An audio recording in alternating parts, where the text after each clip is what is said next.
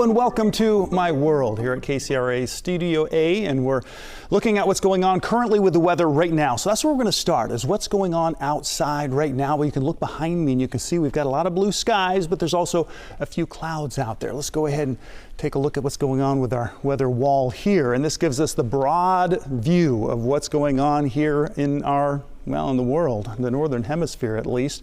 And you can see where we do have some areas of clouds over California, but we also have some other areas of clouds. And what we do now is we kind of try to take a look and see where we can kind of interpret what the clouds are telling us, because this is important. And this is what I look at when I first come in the mornings, when I'm forecasting, or in the afternoons. I want to look at the satellite picture because this tells a story. As the clouds circulate around, they can tell me where we have areas of high pressure and where we have areas of low pressure. So let's look at this. Again, we're looking at how clouds are moving and how they're rotating, when they're spinning clockwise or counterclockwise. So we can see here this cloud cover, it's moving around. It's pretty easy to see, and you can see that it's rotating around in a counterclockwise manner.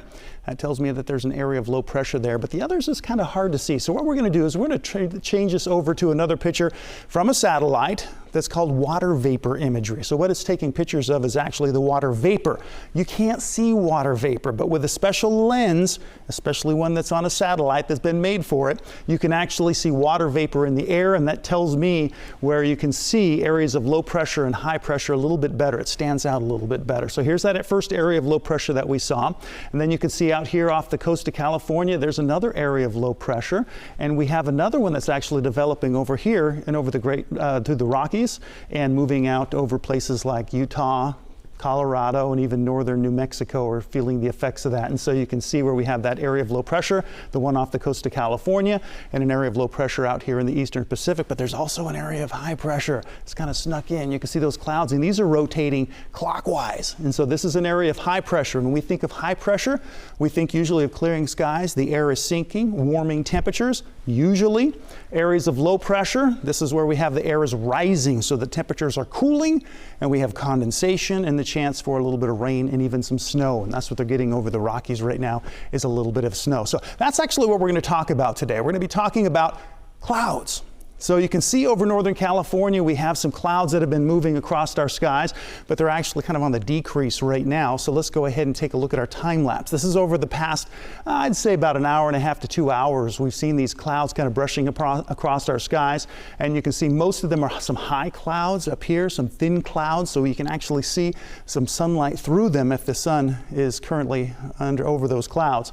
And so that's what's going on in our skies right now. So let's talk a little bit more about clouds and what creates clouds and how clouds are created, and even take a look at the different types of clouds, at least some of the varieties of clouds that are out in our skies. And maybe you can become what's called a nephologist. A nephologist is somebody who studies clouds.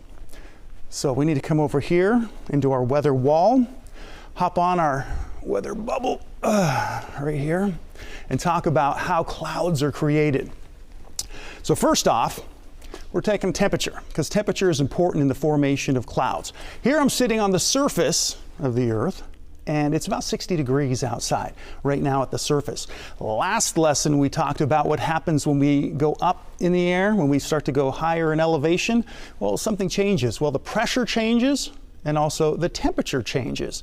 So what we're going to do is we're going to take a little ride up, and we're going to start out also by talking about something called dew point. Dew point is the temperature at which condensation occurs in the air.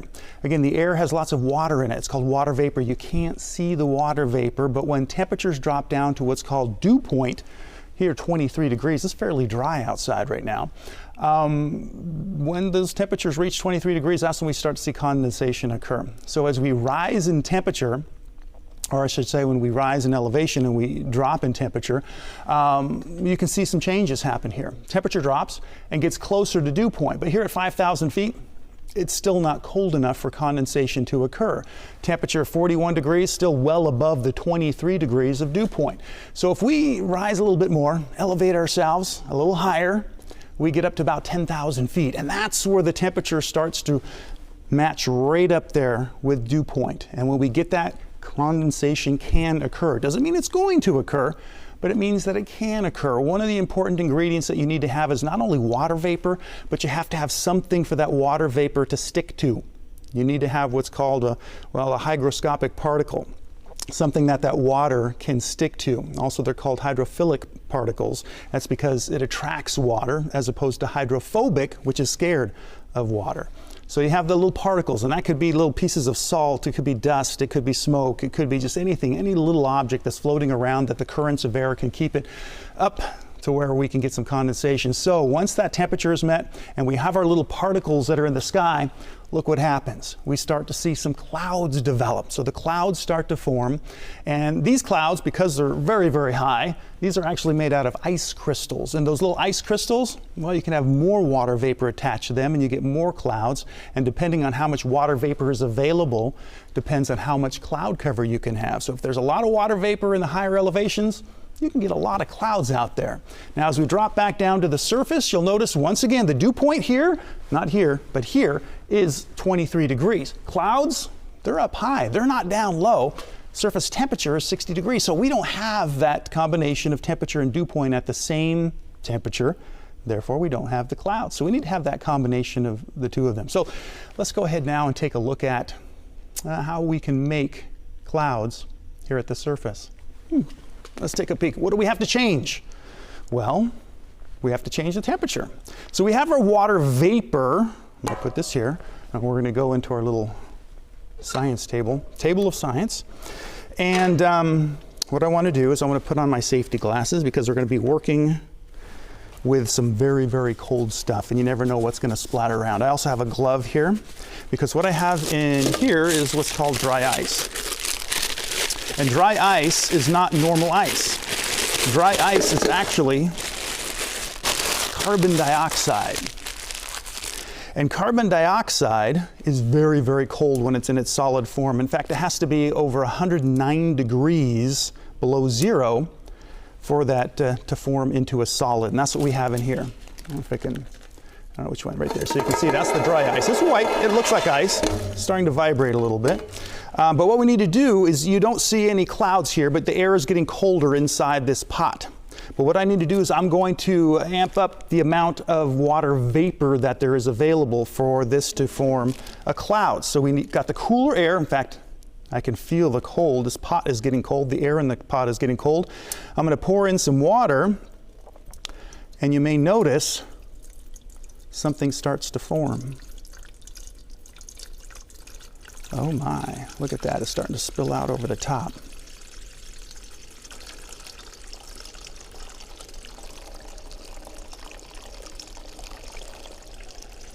Kind of looks like a witch's brew, but there we go. So what's happening here is this is actually a cloud that's forming, and what we've done is we've taken that cold environment with the carbon dioxide, very, very cold. We've added the water vapor to it, and when we put the water in there, it actually makes little bubbles of carbon dioxide, the gas. And those are very, very cold bubbles of air, and as they come out of the water, they burst, and they combine with the water vapor from this water that we just poured. This is a warmer container of water. And we get lots of water vapor available, the cold temperatures, and this is actually some little droplets of water, which is a cloud. So we just formed a cloud by reducing the temperature, by adding water vapor, and creating this nice foggy mist that's spilling over the pot and on into the table and onto the studio floor. So we did it, we made a cloud. So how did we do it again? We cooled the temperatures down to dew point, we added water vapor, and that created our cloud that we have. See that? There you go. That's our cloud. So let's go ahead and talk more about clouds and the different types of clouds that we have and that are available. So here at our whiteboard of science, we've got a blank slate. So what do we need to do? Well, we start off with our air. We have water vapor in the air. We need to have that current of air flowing up. And as we have that air start to go up, what happens to the temperature? You already know the answer. It starts to cool. The higher you go, the colder it gets. That's a simple little thing that you can remember. Just keep that in the back of your mind. The higher you go, the colder it gets. And as temperatures drop, they get closer and closer to what we call dew point.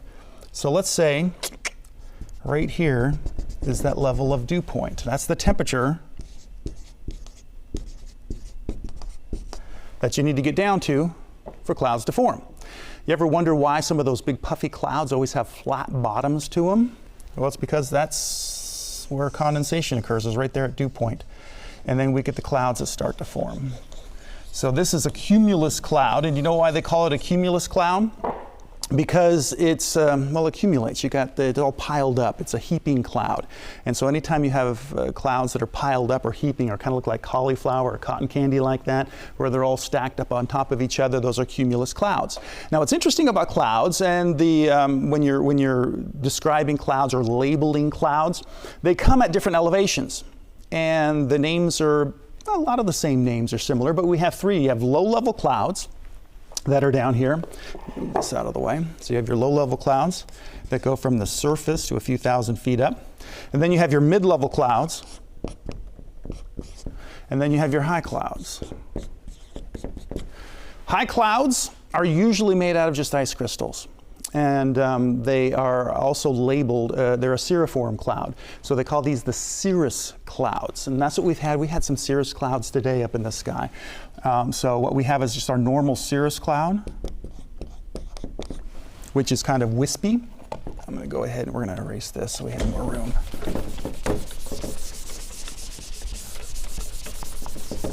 We're going to get rid of this. All right. And these are the thin wispy clouds that you'll see. Sometimes they call them mare's tail. They look very feathery or hair-like, and that's where they get their name. So this is just a regular cirrus cloud. You can also have high cirrus clouds that are layered, that kind of blanket the sky. Sometimes you might see some of those. And these are called a Cirrostratus Cloud.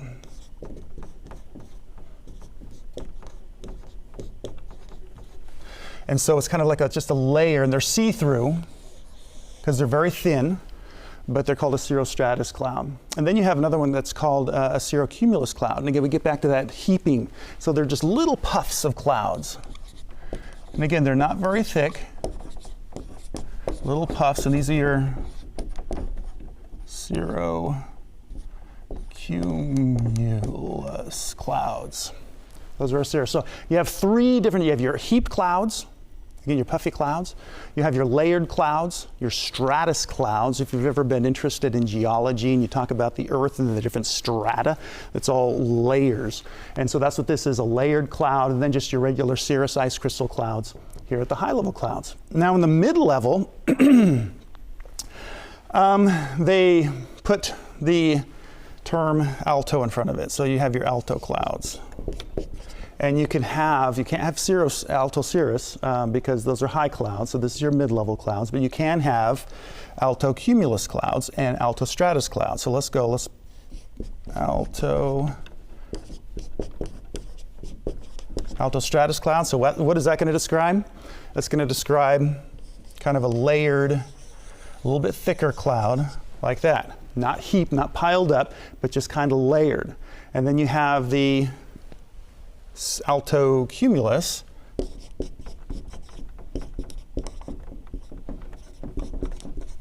which is going to be a little bit more puffy. So you see that cloud kind of puff up like that. So you have the layered clouds, and then you have the puffy clouds. Alto means mid-level, so we're talking about above a few thousand feet, so we're looking at up over, over 5,000 to 6,000 feet is where you're going to run into those mid-level clouds. High clouds are going to be up, close to 10,000 feet or higher. 10 to 20,000 feet is what we're looking at in that range. And then you just have your low-level clouds, and the low-level clouds, well, they don't have prefix here. They don't have the cirrus, you don't have the alto, so you take that away. And so all we have are like your stratus clouds, which are just low-level kind of flat clouds that hang out down here. And then you have so that's just your stratus. And then you have just your regular cumulus clouds. And that's your cumulus. Just floating around lazily. In fact, you have those little fair weather clouds that are floating around, and they are called Humulus Clouds. They're very humble little clouds that are floating around when they're small and puffy, look like little cotton balls floating around. So you have your cumulus, you have your stratus. Are there any other types of clouds? Well, we have some very low clouds when it's down on the surface, and that's called fog. And so we can put that down here, and that's also a stratus cloud at the surface. And so we're going to put fog down here. And then we also have those clouds that go from the low level that are very, very industrious. And they're shooting for the stars. And they start down here at the surface, but then you know what they do? They grow, and they grow, and they grow. And you can have some that go all the way up here and form cumulus clouds.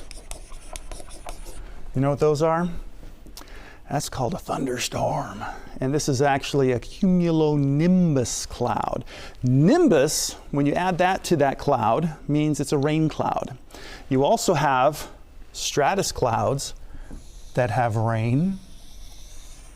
And if your stratus cloud has rain coming out of it, that's called a nimbostratus. There's your nimbo word. That means it's got rain. And then over here you have a cumulonimbus. They put the cumulus first, put the rain on the backside. So let's write that here. Cumulonimbus. So we have our cumulonimbus, we have our nimbostratus, and this has to have rain, of course, if it's going to be a cumulonimbus. And then if it has some lightning coming out of it, then it's a thunderstorm.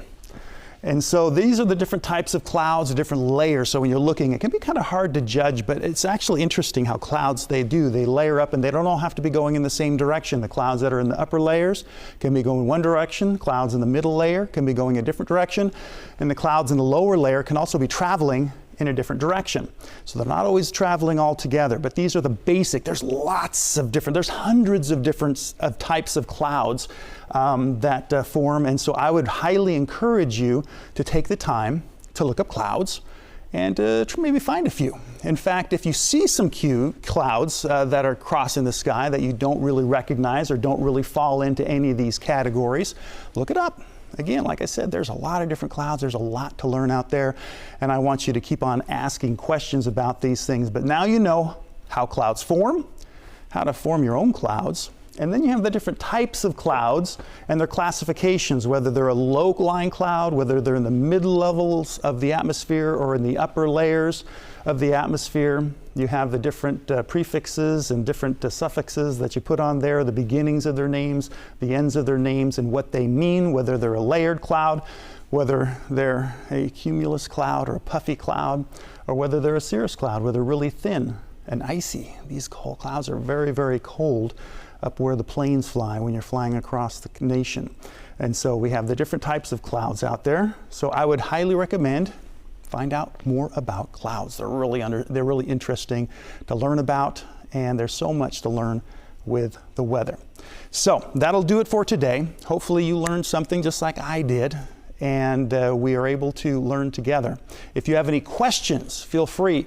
You can put them in the comments on your Facebook page or my Facebook page, or you can email me at dverdorn@hearst.com. That's DVERDOORN@Hearst, HEARST.com. Ask me your questions, and we'll try to find out those answers together. Thanks for joining me today. Make sure you look up in the sky and try to figure out what kind of clouds are floating by, and enjoy the weather.